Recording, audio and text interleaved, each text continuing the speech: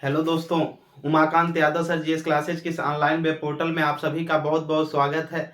आज के सेशन में हम लोग बात करेंगे आधुनिक भारत के इतिहास में जो गवर्नर जनरल और वायसराय के बारे में पढ़ रहे थे, और उसमें हम लोगों ने पहली बार उसमें लॉर्ड विलियम बेंटिक को पढ़ा था, जिसमें देखा कि जो भारत की शिक्षा संस्कृति है उसके कल्चर सिस्टम में पहली बार इंटरफेयर करने का मौका मिला था अंग्रेजों को, जो कि सती प्रथा था। और राजा राम मोहन राय के सहयोग से सती प्रथा को समाप्ति की गई, जिसका विरोध भी हुआ। हमने बताया विरोध करने वाले लोगों ने भी अपना धर्म बना करके उसका विरोध किया कि कौन होते हैं अंग्रेज की जो हिंदू के धर्मों में या हमारे धर्मों में विरोध कर मतलब कोई भी संशोधन कर सकते हैं। इसके बाद हम लोग आगे की तरफ देखें कि जो अंग्रेज थे उन्होंने भारतीयों को खुश रखने का काम करने हेतु भारतीयों को उच्च पदों पर आसीन करने लगे, ठगी प्रथा को समाप्त कर दिए, सती प्रथा को समाप्त कर दिए। धीरे धीरे आने वाले समय में दास प्रथा पर भी प्रतिबंध लगाया गया, जो आगे चल करके 1843 में पूरी तरीके से दास प्रथा भी प्रतिबंधित हो गई। 1833 का चार्टर एक्ट आया लॉर्ड विलियम बेंटिक के समय में, तो हमने देखा कि उसमें जो ब्रिटिश ईस्ट इंडिया कंपनी थी उसका जो व्यापारिक एकाधिकार बना हुआ था संपूर्ण भारत पे, उसको भी समाप्त कर दिया गया। कि यानी जो भी रॉ मटेरियल भारत से ब्रिटेन जा रहा था, जितनी भी ब्रिटेन में हमने बताया था कि कंपनियां स्थापित हो चुकी थी, वहां से सारी कंपनियों से नए नए चीजें बन करके और फिर वो भारत के मार्केटों में आया करती थी। तो इसे भारत से राजस्व भी कमाना था और भारत से ही रॉ मटेरियल जाता था, तो वहां से बन करके नई वस्तुओं का, चाहे कपड़े हो चाहे कुछ भी हो, बन करके आते थे। तो भारत के लोग तभी ब्रिटेन के ऐसे कपड़ों को पहनेंगे जब यहाँ के कल्चर सिस्टम वहाँ के मतलब व्यवस्थाओं से प्रेरित होंगे। तो इसलिए यहाँ की संस्कृतियों में यहाँ के कल्चर सिस्टम को परिवर्तन करना था, इसलिए उन्होंने मौका ढूंढ रहे थे और मौका मिला सती प्रथा में, इसलिए वहां पर से यहाँ लोग संशोधन किए और धीरे धीरे अब यहाँ के जो कल्चर सिस्टम था इसमें भी इंटरफेयर करने लगे अंग्रेज। और इंटरफेयर के साथ साथ इन्होंने कई तरीके से बदलाव किया। उसी समय लॉर्ड मैकाले आया। लॉर्ड मैकाले के समय उन्होंने अनुशंसा की कि जो एशिया स्तर के स्कूल हैं, एशिया स्तर में जो इधर भारत क्षेत्रों में, पूर्वी क्षेत्रों में स्कूल हैं, और जो इनकी किताबें हैं, किताबें बहुत खराब हैं, उसमें करवा करके संशोधन उसने इंग्लिश शिक्षा को बढ़ावा दिया और भारत में उसी के अनुशंसा से अंग्रेजी शिक्षा भी प्रारंभ कर दी गई। आइए, लॉर्ड विलियम बेंटिक के बाद एक कार्यवाहक के रूप में 1 साल के लिए कार्य करने वाला अगला गवर्नर जनरल, क्योंकि लॉर्ड विलियम बेंटिक भारत का प्रथम गवर्नर जनरल था, पूरे भारत का governor general Lord William Bentinck को भी प्रथम था। उसके बाद दूसरा जो कार्यवाहक के रूप में काम किया है 1 सालों के लिए, लॉर्ड मेटकाफ, बहुत इंपॉर्टेंट है। इसने लॉर्ड वेलेस्ली के समय में 1799 में जो प्रेस पर प्रतिबंध लगाया गया था, उसी प्रतिबंध को हटा करके प्रेस को खुला कर दिया, यानी प्रेस को स्वतंत्र कर दिया। ठीक, और जितने भी भारतीय समाचार पत्र भारतीयों के द्वारा, चाहे वो राजा राम मोहन राय हो चाहे किसी के भी द्वारा लिखा जा रहा था, सभी को छापने का अधिकार मिल गया। ठीक, इसीलिए लॉर्ड मेटकाफ को भारतीय प्रेस का मुक्तिदाता कहा जाता है। क्या भारतीय प्रेस का मुक्तिदाता। और उस पर प्रतिबंध कब लगाया गया था? लॉर्ड वेलेस्ली के समय में। ठीक, आइए हम लोग आगे देखते हैं। लिखेंगे इसमें लॉर्ड मेटकाफ में, इसने अपने 1 वर्ष के कार्यकाल में, स्टार बनाकर लिखिएगा, इसने अपने 1 वर्ष के कार्यकाल में, इसने अपने 1 वर्ष के कार्यकाल में, 1 वर्ष के कार्यकाल में, 1 वर्ष के कार्यकाल में प्रेस को मुक्त कर दिया। यानी भारतीय समाचार पत्रों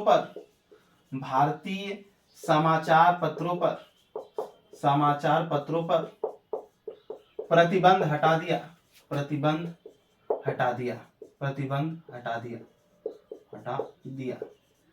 इसीलिए इसे क्या कहा जाता है? प्रेस का मुक्तिदाता कहा जाता है। क्या कहा जाता है लॉर्ड मेटकाफ को? प्रेस का मुक्तिदाता। मुक्तिदाता, मुक्तिदाता। और प्रेस की स्वतंत्रता किसमें दी गई है जी?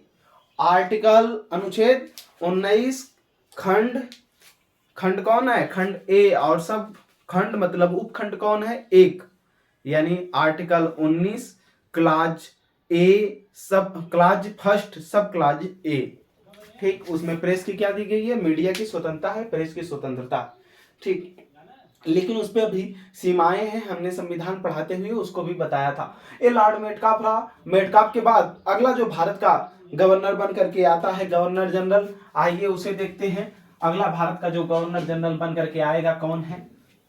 ठीक, कहीं कोई दिक्कत परेशानी होती है कमेंट सेक्शन में आप हमको बताएंगे, और ज्यादा से ज्यादा हमारे इस क्लास को शेयर करें, लाइक करें, एक दूसरे तक पहुंचाएं। ठीक, आइए देखते हैं। दूसरा था आर्कलैंड। कौन? आर्कलैंड, लॉर्ड आर्कलैंड, आर्कलैंड, आर्कलैंड, नोट करते रहिए, लॉर्ड आर्कलैंड। दूसरा जो गवर्नर जनरल बनकर के आया, ये उतने इंपॉर्टेंट नहीं है जितना होना चाहिए, लॉर्ड आर्कलैंड। इनका जो समय था ये था 1836 से लेकर के 1838 ईस्वी तक। ठीक, 1836 से 1838 ईस्वी तक लॉर्ड आर्कलैंड। इसके समय क्या हुआ नोट करेंगे। लॉर्ड आर्कलैंड 1836 से 42 रहेगा, सॉरी 42, 1836 से 42 तक, 1836 से 42 तक। इसी के समय में एक युद्ध हुआ, किसके किसके बीच? अंग्रेजों के बीच और अफगानिस्तानियों के बीच, क्योंकि अफगानिस्तान में रूसी आ चुके थे। पहले युद्ध का नाम लिखेंगे तब अभी हम चर्चा करेंगे। पहले लिखेंगे 1839 से लेकर, स्टार बना करके 1839 से लेकर 1842 तक, 42 ईस्वी तक क्या हुआ? 1839 से 42 ईस्वी के बीच लिखेंगे प्रथम आंग्ल अफगान युद्ध। प्रथम आंग्ल, आंग्ल का मतलब यहाँ अंग्रेजों से है। ठीक, अफगान युद्ध, अफगान का मतलब यहाँ अफगानिस्तानियों से है, अफगान युद्ध। आप जानते रहिएगा, अफगान का मतलब यहाँ अफगानिस्तानियों से है। ठीक, अफगान युद्ध, अफगान युद्ध। ठीक, इसमें अंग्रेज क्या हुए? दो लोगों के बीच हुआ, समझ नोट कर लीजिए। पहला इधर अफगानिस्तान, अफगानिस्तान, अफगानिस्तान में कौन आ चुके थे? रूसी आ चुके थे।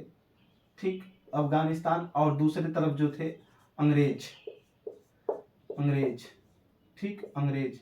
इसमें अंग्रेज ही लास्ट में विजयी हुए। ठीक, और अफगानिस्तान वाले में जो रूसी थे पराजित हुए। ठीक, लेकिन एक ही अंग्रेज बचा इसमें युद्ध में मारने के बाद। 1839 से 42 के बीच प्रथम आंग्ल अफगान युद्ध हुआ। अब देखिए भारत में उस समय क्या था? लॉर्ड विलियम बेंटिक के सहयोग से, फिर हम लोग जब देखेंगे कि भारत के उस समय भारत में कोई वैसी शक्ति नहीं थी। उसके पहले लॉर्ड वेलेस्ली ने सहायक संधि बहुत लोगों को स्वीकार करवा करके सब मराठा से लेकर के सभी शक्तियों को समाप्त कर दिया था। शक्तियां कौन कौन सी बची थी भारत में? एक शक्ति बची थी कौन? सिख, और दूसरी शक्ति कौन थी? ब्रिटिश। बस दो ही शक्तियां बची थी, और एक बेचारे बैठे हुए थे कौन? अवध, वो भी इनकी सहायक संधि को स्वीकार कर लिए थे। उसी के साथ साथ मुगल थे, केवल मुगल थे। ठीक, वो उनकी भी शक्तियां कोई काम करने वाली नहीं थी। भारत में अब दो ही लोग बचे थे, कौन? एक अंग्रेज और दूसरे सिख। अब लड़ाई इन्हीं के बीच की थी। ठीक, तो भारत के लोग क्या किए कि ये जब अंग्रेज भारत में व्यापार कर रहे थे तो इन्होंने सीमा की पाबंदियां लगाना स्टार्ट कर दिया कि अब तो हमें कोई भी शक्तियां पराजित तो कर नहीं सकती हैं। लेकिन इनको डर था कि जो उत्तर पश्चिमी भारत है, यानी जो सिंध वाला प्रांत का क्षेत्र है, ठीक, उत्तर पश्चिमी भारत से भारत में सर्वाधिक आक्रमण हुए। इन्होंने इतिहासों को देखा कि उत्तर पश्चिमी भारत से, यानी उत्तर और पश्चिमी भारत का जो इधर पंजाब और सिंध प्रांत का क्षेत्र है, इन क्षेत्रों से भारत पे सर्वाधिक आक्रमण हुए हैं स्थल के द्वारा। तो इसकी वजह से इनको डर था कि इधर से दोबारा आक्रमण ना हो, हम लोगों के लिए कोई परेशानी का सामना ना करना पड़े। इसीलिए ये सीमा बंदी करने लगे कि दूसरा इसमें कोई आक्रमणकारी न घुस जाए। तब तक उधर अफगानिस्तान वाला जो क्षेत्र था इसमें रूसी प्रवेश कर गए, रूस से लोग आए हुए इधर बढ़ रहे थे। तो अंग्रेजों को डर था कि कहीं वो अफगानिस्तान के बाद से भारत में आ जाए तो हम लोगों के लिए खतरा पैदा हो सकता है। इसलिए इन्होंने क्या किया, युद्ध लड़ा और 1839 से 42 के बीच प्रथम आंग्ल अफगान युद्ध हुआ, जिसमें अफगानिस्तान से जो रूसी आए थे वो भी पराजित हुए, अंग्रेज भी उसमें बहुत ज्यादा अपना नुकसान किए, ठीक, सीमा पाबंदी के समय में। तो ये रहा प्रथम आंग्ल अफगान युद्ध, इतना ही इम्पोर्टेंट है लॉर्ड। इसके बाद हम लोग चलेंगे अगले, लॉर्ड एलन बरो आता है, जो कि 42 से 44 के बीच होता है। क्या? लॉर्ड एलन बरो, लिखेंगे आगे लॉर्ड एलन बरो, लॉर्ड एलन बरो। जो इंपॉर्टेंट रहेगा हम उसको समझाएंगे, और परीक्षा के दृष्टि से जो महत्वपूर्ण है, जहां से क्वेश्चन बन सकते हैं, लिखेंगे लॉर्ड एलन बरो, लॉर्ड एलन बरो, एलन बरो, लॉर्ड एलन बरो। 1842 से लेकर 1844 ईस्वी तक, 1842 से लेकर 1844 ईस्वी तक, 44 ईस्वी तक, ठीक, नोट करिए, 1842 से लेकर के 1844 ईस्वी तक। अब इसमें हम देखेंगे कि क्या हुआ। लॉर्ड एलन बैरो के समय में जो अंग्रेज थे, इन्होंने वहां तक तो आक्रमण करके क्या कर लिया, सिंध पर अधिकार कर लिया, ठीक, लिखेंगे इसमें 1842 से 44 के बीच, स्टार बना करके, 1842 से 44 के बीच क्या हुआ, अंग्रेजों ने सिंध पर अधिकार कर लिया, अंग्रेजों ने सिंध पर अधिकार कर लिया, सिंध पर अधिकार कर लिया, अधिकार कर लिया, ठीक, नोट कर लीजिएगा। 1842 से 44 के बीच अंग्रेजों ने सिंध पर क्या कर लिया, अधिकार कर लिया। आगे स्टार बनाकर लिखेंगे, इसी के समय में दास प्रथा पर, इसी के समय पे क्या हुआ, दास प्रथा पर पूर्णतः प्रतिबंध लगा दिया गया, पूर्णतः खत्म कर दिया गया, इस तरह से लिख लीजिए, खत्म कर दिया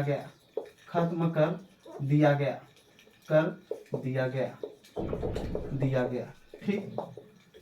इसी के समय में क्या हुआ, दास प्रथा पूर्णतः क्या कर दिया गया, खत्म कर दिया गया। किसके समय में, लॉर्ड एलन बैरो के समय में, जो कि 1842 से 44 के बीच था। बात समझ में आई। अब आगे की तरफ हम चलेंगे, देखेंगे कि अगला जो गवर्नर जनरल आया कौन था, तो वो लॉर्ड हार्डिंग प्रथम था। कौन? लॉर्ड हार्डिंग प्रथम। ये सब इंपॉर्टेंट है परीक्षा की दृष्टि से, जो एक एक लाइनें बताई जा रही हैं, ठीक, कहीं ना कहीं एग्जामों में पूछ लिए जाते हैं कभी कभी। चलिए आगे देखेंगे हम लोग, लॉर्ड एलन बरो, उस एलन बरो हो गया। अब लॉर्ड हार्डिंग प्रथम लिखेंगे, लॉर्ड हार्डिंग प्रथम। कौन? लॉर्ड हार्डिंग प्रथम,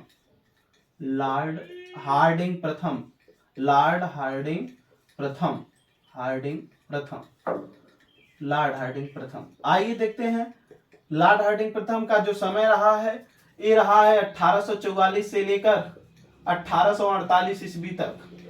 क्या? 1844 से लेकर के 1848 ईस्वी तक, ठीक।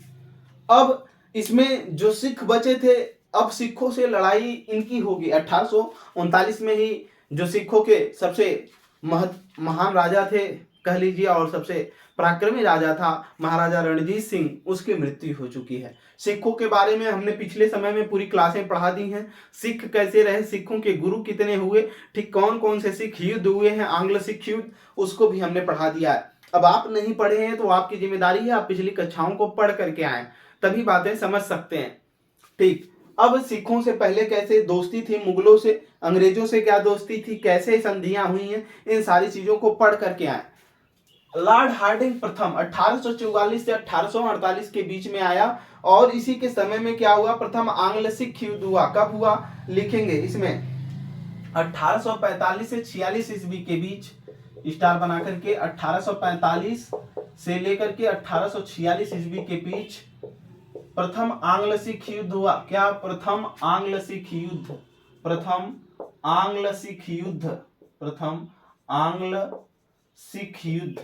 आंग्ल सिख युद्ध। इसके समय में अंग्रेजों और सिखों के बीच युद्ध हुआ, पहला युद्ध हुआ, और इस युद्ध में क्या हुआ, फिर एक संधि हुई। कौन सी संधि हुई उसको नोट करेंगे, लिखेंगे नीचे। यह युद्ध लाहौर की संधि के साथ समाप्त हो गया। लाहौर की संधि के साथ, लाहौर की संधि के साथ, संधि के साथ समाप्त हो गया, समाप्त हो गया, समाप्त हो गया, हो गया। लाहौर की संधि हुई अंग्रेजों के बीच, और किसके बीच, अंग्रेजों के बीच, और उस समय के जो सिख थे महाराजा दलीप सिंह, उनके बीच ये संधि हुई और समाप्त हो गया। लाहौर की संधि में क्या हुआ, ठीक, क्या हुआ, क्या हुआ था, ठीक। आइए इसमें समझौता हुआ अंग्रेजों के बीच कि अंग्रेजों को क्या क्या क्षेत्र देना है, कि जो है सिख अपने जगह पर रहेंगे और अंग्रेज अपने जगह पर रहेंगे, लेकिन इनको पूर्णतः तरीके से समाप्त करने का पूरा पूरा इरादा है किनका, अंग्रेजों का, किनको, सिखों का। तो इन्होंने जो अंग्रेजों ने संधि की है, क्या संधि की है सिखों में, लिखिएगा। इसमें कहा गया कि जो कश्मीर है, कश्मीर, इसके बाद जालंधर, जालंधर, जालंधर, इसके बाद हजारा, हजारा, ये जो क्षेत्र है ईटीसी, इन क्षेत्रों को क्या किया जाए, अंग्रेजों को दे दिया जाए। किसको, अंग्रेजों को, अंग्रेजों को, अंग्रेजों को दिया जाए, अंग्रेजों को दिया जाए। इसमें कहा गया कि जो सिखों के अधीन है, कश्मीर है, जालंधर है, ठीक, हजारा है, और भी जो क्षेत्र थे, देख रहे हैं व्यापारिक दृष्टि से महत्वपूर्ण है, जहां पर ऊनी सालें और भी तरीके से जो स्वेटर वगैरह हैं, ऊनी वस्त्र बनाए जाते हैं। तो इसलिए अंग्रेजों यहाँ पर भी अब अपना बिजनेस खोलना चाहते हैं, ठीक। तो महत्वपूर्ण स्थानों को इन्होंने मांग लिया, ठीक। इसके बाद क्या हुआ, अब अगला अगला आया, ठीक। इस समय एक चीज आओ यहाँ पर नोट कर लीजिएगा, तत्कालीन, स्टार बना करके लिख लीजिएगा, तत्कालीन, तत्कालीन, तत्कालीन शासक, शासक ऑफ सिख, सिखों का जो तत्कालीन शासक थे, कौन थे, अभी हमने बताया कौन थे, महाराजा दलीप सिंह। कौन, महाराजा, महाराजा दलीप सिंह, दलीप सिंह, महाराजा दलीप सिंह, ठीक, महाराजा दलीप सिंह। अब सबसे महत्वपूर्ण, सबसे इंपॉर्टेंट, जहां के हर परीक्षाओं में क्वेश्चन बन सकते हैं, वो व्यक्ति, वो गवर्नर जनरल आएगा, लॉर्ड विलियम बेंटिक। तो हम लोग पढ़ लिए थे, लेकिन अब उसके बाद जो जहां से ज्यादा इंपॉर्टेंट और क्वेश्चन बनता है, जिसकी हड़प नीति से जाना जाता है, वो है लॉर्ड डलहौजी। क्या, लॉर्ड डलहौजी। आइए देखते हैं लॉर्ड डलहौजी कब से कब तक रहा है। तो ये 1848 से लेकर के 1856 तक भारत में रहा और बहुत ही महत्वपूर्ण काम किया, ठीक। इसके बाद आएगा लॉर्ड डलहौजी के बाद लॉर्ड कैनिंग, ठीक, जो भारत का अंतिम गवर्नर जनरल और प्रथम वायसराय होगा। आइए देखते हैं लॉर्ड डलहौजी के बारे में। लॉर्ड डलहौजी,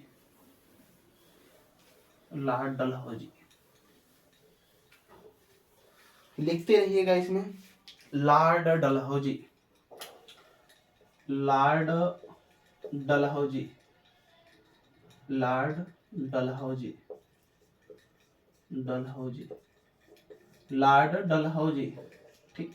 लॉर्ड डलहौजी का जो समय रहा है, ये है 1848 से लेकर 1856 तक, ठीक, 1856 ईस्वी तक। इसके समय में आते आते देखा गया कि जो भारतीय छोटे छोटे रजवाड़े थे, जो कि अधीनता तो स्वीकार कर लिए थे अंग्रेजों की पहले ही सहायक संधियों में, अब उनसे इन्होंने, अंग्रेजों ने एक नीतियां बनाकर घोषणा कर दिया कि जिन राजाओं महाराजाओं के पास उनकी कोई भी संतान नहीं है, यानी लड़के लड़कियां नहीं है, उनका सारा कुछ राजस्व किनका हो जाएगा, हम सब ब्रिटिशर्स का हो जाएगा, हम गवर्नर जनरल जो आ रहा है उसका हो जाएगा, यानी अंग्रेजों का हो जाएगा, ठीक। अब ये चिंता भारतीय राजाओं को सताने लगी कि ये हमारा राजपाट लेना चाहते हैं और सब कुछ उसके पहले से धन दौलत इतना राजस्व लगा करके वसूल ही रहे थे। तो ऐसे क्या हुआ कि बहुत से भारतीय राजा अपने आपस में डरने लगे, उन्होंने गोद लेना स्टार्ट कर दिया गया, ठीक। अब अंग्रेज क्या करेंगे, गोद लेने पर प्रतिबंध लगाएंगे, ठीक। तो उसी को, जो अंग्रेज उस चीजों को लेना स्टार्ट किए, उसी के आधार पे उसी को बोला गया हड़प नीति। क्या बोला गया? हड़प नीति। ये कुशासन का आरोप लगा देते थे, ठीक, और उसको हड़प लेते थे।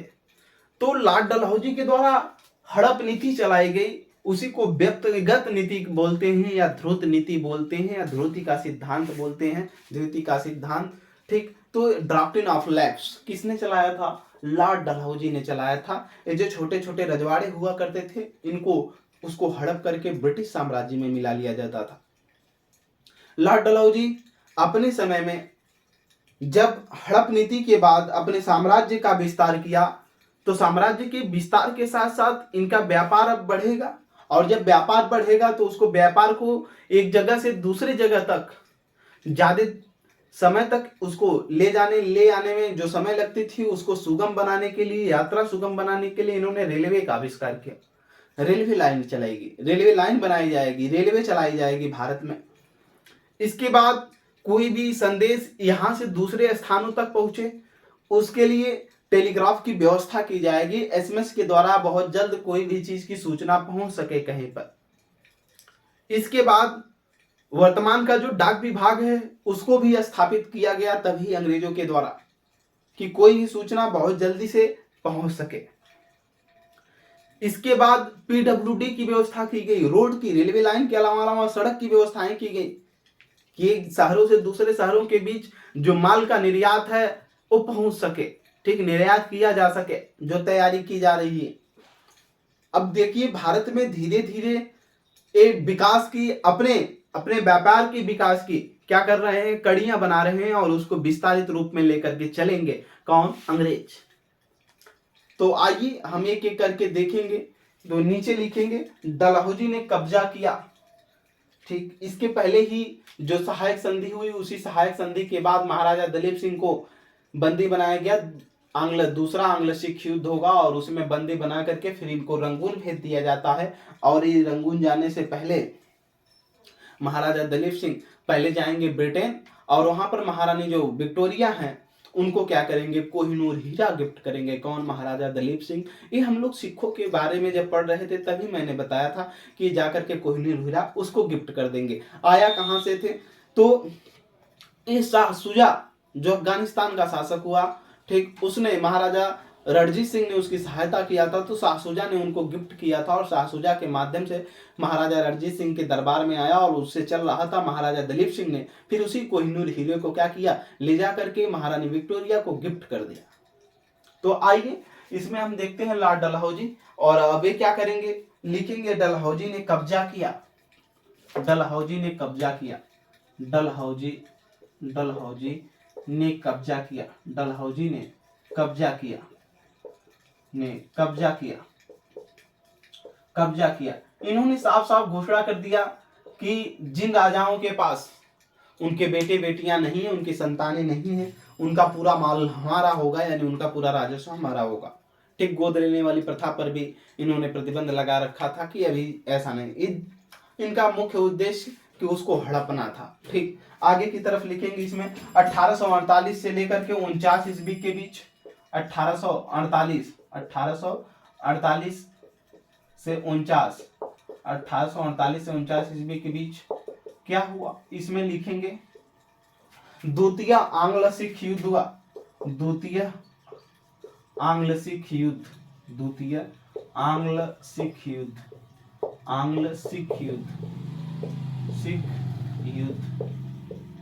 द्वितीय आंग्ल सिख युद्ध हुआ, ठीक। इसमें क्या हुआ, पंजाब को क्या कर लिया गया, पूरे पंजाब को कब्जा कर लिया। डलहौजी ने 1848 से 49 ईस्वी के बीच जब द्वितीय आंग्ल सिख युद्ध हुआ, जब महाराजा रणजीत सिंह जो कि सिखों के अंतिम राजा थे, अंतिम शासक हुए, उनके बाद से सिख को पूरा समाप्त कर दिया गया। और पूरे क्या किया गया, सिखों को समाप्त करने के बाद पूरे पंजाब को कब्जे में ले लिया। कौन? अंग्रेजों ने। अब पंजाब किसका हिस्सा हो गया? अंग्रेजों का। उसके उधर सिंध प्रांत इन्हीं का हिस्सा हो गया। उसके पहले समझौता से इन्होंने कश्मीर को, जालंधर को, हजारा को, इन सारे क्षेत्रों को मान करके रख लिया है संधियों में, यानी इन्हीं का क्षेत्र अब ऊपर भी हो गया, सिख भी अब समाप्त हो गए। आगे की तरफ इसमें नोट करेंगे कि जो अंग्रेज थे, ठीक, हाँ, एक चीज याद रखिएगा, महाराजा दलीप सिंह ही अंतिम शासक हुए सिखों के, और ये कब समाप्त उनको हटाया गया? द्वितीय आंग्ल सिख युद्ध के समय। फिर उनको बंदी बना करके कहाँ भेज दिया गया? ब्रिटिश गए, ब्रिटेन मतलब लंदन गए और वहां पर महारानी विक्टोरिया को भेजा, कोहिनूर हीरा भेंट किया। इसके बाद उनकी मृत्यु हो गई दिल्ली रंगून में। आगे की तरफ लिखेंगे इसमें, इस आगे 1848 हो गया। इसके बाद लिखेंगे 1852 में स्टार बना करके 1852 ईस्वी। 1852 ईस्वी में क्या हुआ नोट करेंगे, म्यांमार आबलिक बर्मा इन्होंने म्यांमार और बर्मा पे 1852 ईस्वी में कब्जा कर लिया। ठीक, कौन? डलहौजी ने। इन क्रम पूछे जाते हैं। इसके बाद क्या हुआ, स्टार बना करके डबल लिखेंगे थोड़ा सा। इसमें 1856 ईस्वी में 1856 ईस्वी, ठीक, 1856 ईस्वी में लिखेंगे अवध। ठीक, अवध का जो यहाँ पर शासक हुआ करता था, कौन? वाजिद अली शाह पर इसने कुशासन का आरोप लगा दिया। ठीक, कुशासन का आरोप लगा करके इनसे पहले पैसा मांग रहा था, पैसा नहीं इन्होंने दिया, तो इस पे कुशासन का आरोप लगा करके अवध को हड़प लिया। और उस समय जो अवध हुआ करता था, रॉ मटेरियल का अच्छा केंद्र हुआ करता था, यानी जो कच्चे माल निर्यात किए जाते थे लंदन के लिए, जहां से वस्त्र बन करके और भी सामान बन करके आते थे, उसका अच्छा और मुख्य केंद्र कौन हुआ करता था?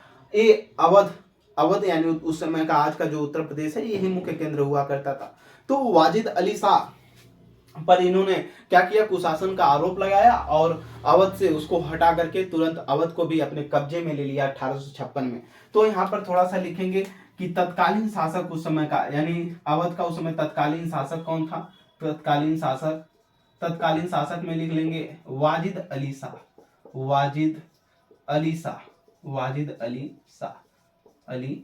इन्हीं के नाम से लखनऊ में चिड़ियाघर है, वाजिद अली शाह के नाम से। इन्हीं की पत्नी बेगम हजरत महल होंगी, जो अभी 1857 की क्रांति में लखनऊ से अपना नेतृत्व करेंगे, अंग्रेजों के विरुद्ध लड़ेंगे।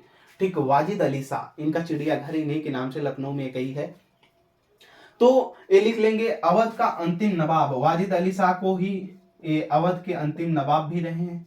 अवध के अंतिम नवाब, जो लोग बीए में हिस्ट्री पढ़ रहे होंगे मॉडर्न इंडिया, उनको ये मिलेगा, इसकी इनके बारे में बहुत विस्तृत तरीके से पढ़ने के लिए मिलेगा। ठीक, वाजिद अली शाह अवध के अंतिम नवाब थे। आगे कोष्टक में देखे भूल गए, नवाब लिख लीजिएगा, अंतिम नवाब। ठीक, अंतिम नवाब। आइए इसके बाद हम लोग देखेंगे। ठीक, 1856 हो गया। डलहौजी ने व्यक्तिगत नीति या हड़प नीति या ध्रुत नीति कैसे चलाई, कैसे उसके तहत इन्होंने एक एक करके राज्यों को गिरफ्तार मतलब अपने कब्जे में लिया। पूछा जाता है कि डलहौजी ने हड़प नीति के तहत सबसे पहले किसको क्या किया था, अपने में शामिल किया था? तो सतारा थी, सतारा रियासत, जो सतारा रजवाड़ा हुआ करता था, उसको सबसे पहले इन्होंने हड़प करके अपने ब्रिटिश साम्राज्य में मिलाया था, यानी ब्रिटिश साम्राज्य को क्या किया था, मजबूत किया था। ये रॉ मटेरियल भारत से ही मिला करते थे इनको, इसलिए इन्होंने, इनका कहना था कि अगर वो नहीं देते हैं तो उनको छीन लो, बस, और कुछ नहीं इनका उद्देश्य था। आइए देखते हैं आगे की तरफ। कहीं कोई दिक्कत परेशानी होती है तो आप कमेंट सेक्शन में हमको बताएं। ठीक, चलिए लिखेंगे, हेडिंग डालिएगा, इसमें हेडिंग डालिएगा, डलहौजी ने हड़प नीति या धोती का सिद्धांत लागू किया। डलहौजी ने, जो डलहौजी था, डलहौजी ने हड़प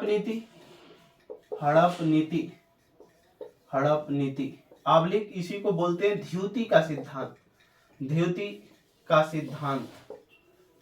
सिद्धांत लागू किया। इसे क्या किया जाता था, राज्यों को हड़पा जाता था। इंग्लिश में इसी को बोलते हैं डॉक्ट्रिन ऑफ लैप्स। क्या? Doctrine of lapse. ठीक, इसमें सबसे पहले किसको इन्होंने शामिल किया था? तो लिखेंगे 1848 ईस्वी, सतारा।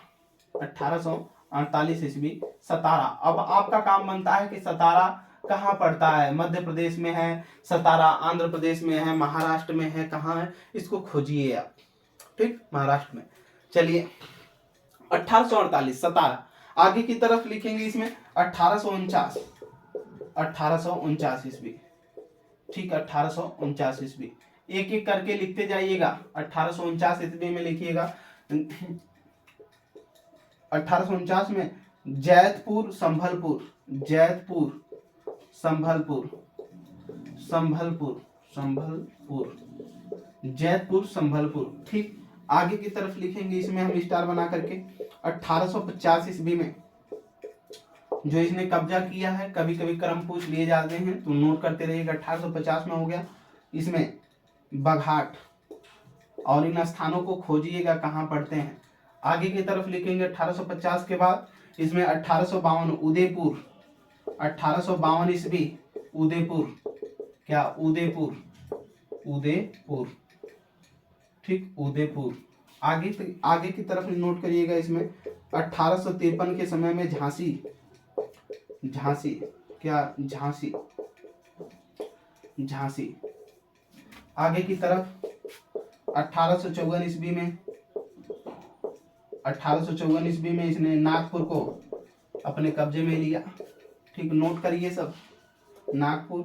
इसके बाद 1855 में, 1855 ईस्वी में, 1855 ईस्वी में जोधपुर, जोधपुर, जयपुर, कोटा, जयपुर, कोटा, जयपुर और कोटा।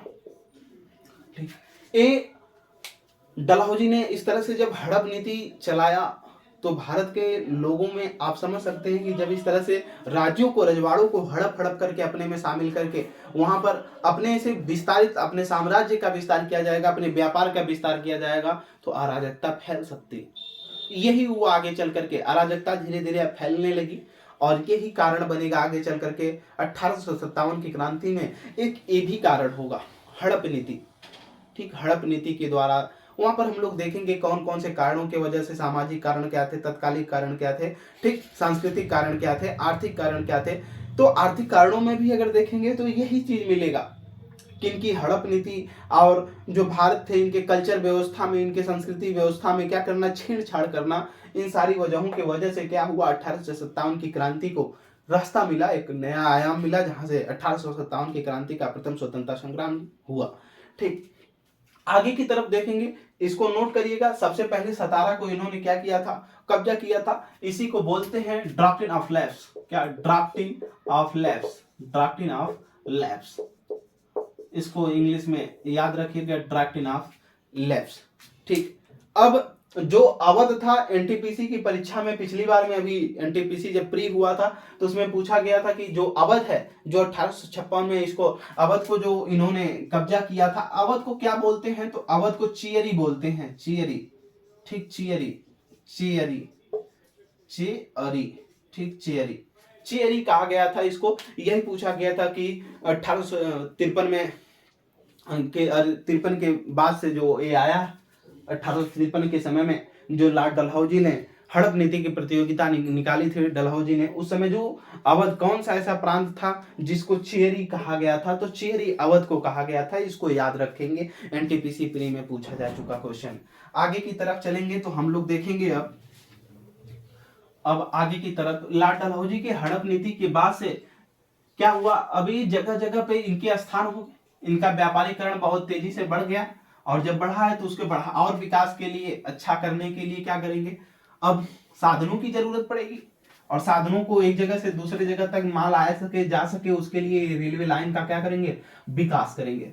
फिर इसके बाद इनको सूचनाएं एक जगह से दूसरे जगह पहुंचाने के लिए टेलीग्राफ व्यवस्था की जो व्यवस्थाएं करेंगे। इसके बाद क्या करेंगे, और भी कोई समाचार पत्र या कोई भी और नई ऐसी सूचना है उसके लिए डाक विभाग की, फिर रोड सड़क की व्यवस्थाएं करेंगे। आइए देखते हैं एक एक करके। ठीक, तो लिखेंगे 1853 में भारत में प्रथम रेलवे लाइन की शुरुआत हुई। कब, 1853 में, इसी की देन है। ठीक, 1853 ईस्वी में, 1853 ईस्वी। ठीक, 1853 ईस्वी में क्या हुआ, लिखेंगे भारत में प्रथम रेलवे लाइन की शुरुआत हुई। भारत में प्रथम रेलवे लाइन की शुरुआत हुई, प्रथम रेलवे लाइन की शुरुआत हुई, रेलवे लाइन की शुरुआत हुई, लाइन की शुरुआत हुई, रेलवे लाइन की शुरुआत हुई, शुरुआत हुई। ठीक, शुरुआत हुई। भारत में प्रथम रेलवे लाइन की क्या हुई, 1853 में शुरुआत हुई। ठीक। अब पहली जो ट्रेन चलाई गई थी वो मुंबई से थाने के बीच चलाई गई थी, ठीक, 34 किलोमीटर की चलाई गई थी, ठीक। फेरी क्वीन था इंजन का नाम। आगे की तरफ चलिए हम लोग देखते हैं, इसमें 1853 में लिखेंगे, 1853 ईस्वी, 1853 ईस्वी। आइए देखते हैं 1853 ईस्वी में क्या हुआ। विद्युत तार की शुरुआत की गई, विद्युत तार की शुरुआत की गई, विद्युत तार की शुरुआत की गई, शुरुआत की गई, शुरुआत की गई, की गई। जो विद्युत तार थे इसकी शुरुआत की गई कलकत्ता से कहां तक, आगरा के बीच में, कलकत्ता टू आगरा, टू आगरा, कलकत्ता से आगरा के बीच में इसको स्टार्ट किया गया था, प्रथम विद्युत तार की शुरुआत। आगे की तरफ स्टार बनाकर लिखेंगे 1853 ईस्वी, 1853 ईस्वी, ठीक, विद्युत तार। आगे की तरफ लिखेंगे आईसीएस परीक्षा की शुरुआत, आईसीएस इंडियन सिविल सर्विस परीक्षा की शुरुआत, परीक्षा की शुरुआत, की शुरुआत कहां पर, ब्रिटेन में शुरुआत हुई, कहां पर, ब्रिटेन में, कोष्टक में लिख लेंगे आगे, ब्रिटेन में, ब्रिटेन में। और प्रथम आईसीएस कौन हुए, प्रथम आईसीएस कौन हुए जी, जल्दी बताइएगा। ये जो विद्युत तार लिखा गया है यही टेलीग्राफ सेवा थी भाई, यही टेलीग्राफ सेवा है। क्या जो विद्युत तार है यही क्या है, टेलीग्राफ। जो फोन वाला एसएमएस का माध्यम था यही टेलीग्राफ था, ठीक। कौन, विद्युत तार जो इसकी बात हो रही है, ठीक है। लाइट वाला अभी इलेक्ट्रिक नहीं था, ठीक। आईसीएस की परीक्षा की शुरुआत हुई ब्रिटेन में, और जो प्रथम आईसीएस की परीक्षा इसमें पास किए वो सत्येंद्रनाथ टैगोर थे, प्रथम भारतीय जो थे। आगे की तरफ चलिएगा, लिखिएगा इसमें 1854 में पीडब्ल्यूडी की, पहले 1854 ईस्वी में इसने सूचनाओं को एक जगह से दूसरी जगह पहुंचाने के लिए डाक विभाग की भी, आधुनिक डाक विभाग की स्थापना की गई, जो आज भी है, आधुनिक डाक विभाग की स्थापना की गई। डाक विभाग जो चिट्ठी से पहुंचता है मैटर, विभाग की स्थापना की गई, की स्थापना की गई, स्थापना की गई। ये सब क्वेश्चन पूछे जाते हैं। पहली रेल कब चलाई गई, तो पहली बार टेलीग्राफ सेवा कब स्टार्ट की गई, या विद्युत तार की शुरुआत कलकत्ता से आगरा के बीच, तो 1853 में। किसके समय में, लॉर्ड डलहौजी के समय में। प्रथम आईसीएस की परीक्षा की शुरुआत ब्रिटेन में, लॉर्ड डलहौजी के समय में। आधुनिक डाक विभाग की स्थापना, ठीक, या डाक सेवा के प्रचलन, तो डलहौजी के समय में। ये सब याद रखिएगा, ठीक। आगे के चलिए, डाक टिकट का प्रचलन इसी के समय में हुआ था, लॉर्ड डलहौजी के समय में, ठीक। रेल इसी के समय में चलाई गई थी। स्टाम्प, स्टाम्प भी अगर बोलेगा डाक से ही संबंधित होता है, तो ये इसी के समय में किया गया था। आगे की तरफ लिखेंगे 1854 में, 1854 में हमने बताया कि निर्यात को सुगम बनाने के लिए इसने सड़कों का भी निर्माण करने के लिए क्या किया, पीडब्ल्यूडी की, public works department, public work department, लोक निर्माण विभाग, पब्लिक वर्क्स डिपार्टमेंट, लोक निर्माण विभाग, यानी पीडब्ल्यूडी की क्या की, स्थापना की, स्थापना की, ताकि रोड मजबूत हो सके, रोड बनाया जा सके, और रोड से जो निर्यात है, इनका व्यापार है, उसका संचालन किया जा सके सुगमता पूर्वक। आगे की तरफ एक और लाइन इसी में नोट करेंगे स्टार बना करके, ठीक। इसको हम मिटाएंगे और आगे की तरफ आप नोट करेंगे। इसमें